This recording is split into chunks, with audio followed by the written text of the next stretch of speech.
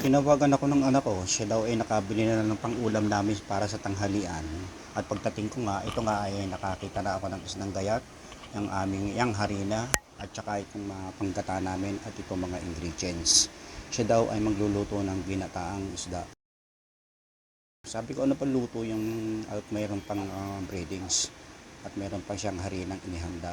Siya daw ay magluluto ng Bicol Express.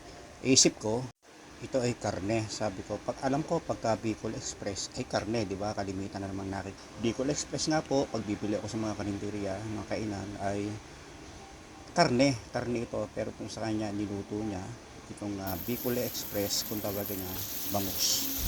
Kaya ayun, sinimulan niya na magprito. Kaya kailangan na pagpiprito daw nito ay medyo golden brown ng kaunti para hindi naman siya madurog habang niluluto ito sa kanyang gata.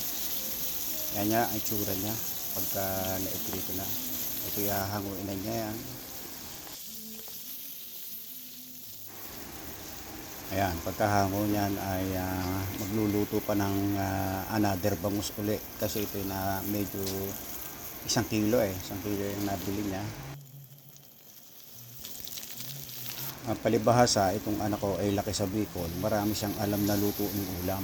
Kagaya nitong Bicol Express. Kaya tinawag niya itong Bicol Express bangus. Sinimulan lang nga niya magpisa ng sibuyas. At saka itong syempre may bawang yan. Igasa lang natin ng kaunti. Medyo hindi naman siya sunugat. Samahan na natin siya ng alamang. Yan, kasama yan sa ingredients niya, yung alamang na yan. Pagkatapos niyan ay bubuhos niya na yung kata.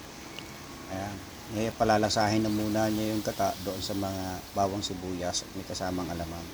Pakuluin niya ng kaunti. Ayan. Pagkatapos niyan, ihulog na rin natin ng iyang paminta, yung pamintang durog. Pagka yan kumulo na at naluto na yung kanyang kata, saka natin ihuhulog itong kanyang isda. Ayan na, humukulo na nga niya. Pero sinamahan na muna niya na yung asin. Yung asin na yung ginamit niya ay may halo ng mga pampalasa. At inuna nga niyang ihulog itong sili. Kaya siyang magpapanghang dyan sa ulam na yan. At sinama na nga itong mga pinirito niyang isda. Ayan. Medyo marami yung isda na yan, kaya medyo natabunan na yung sabaw. At pagkulo na, ayan. Iba talaga ang laking Bicol. Pagka sinabing Bicol, marami siyang alam na lutong maanghang. Napakasarap itong lutong ito. Yan, tingnan nyo mabuti. Kaya kung gusto nyo magluto na rin, pwede nyo naman siyang gayahin at napakalasa talaga. At alam nyo ba, kapag ito inyong ginaya, wari ko'y malilimutan nyo ang inyong problema sa sobrang sarap. Okay?